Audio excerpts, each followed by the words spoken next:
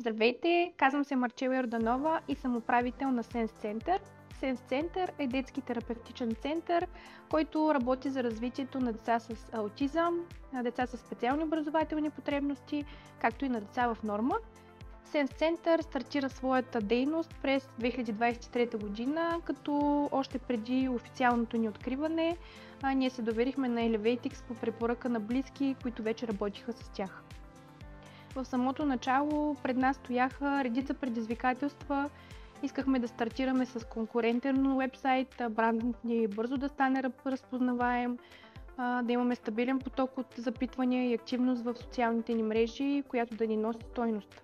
С Elevatix получихме всичко, от което се нуждаехме. Те ни осигуриха цялостно дигитално обслужване.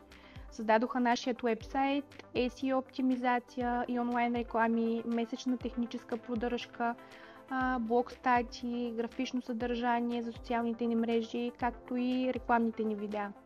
За нас това беше идеалното решение, това да поверим нашето онлайн пространство и развитие на партньор, който пое всеки аспект.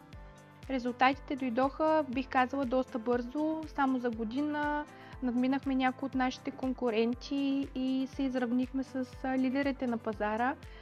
Получаваме редовни запитвания и интереса към нас за щастие продължава да расте. Комуникацията с тях е удоволствие, защото винаги успяват бързо да реагират на нашите въпроси и да ни отговорят с търпение и професионализъм.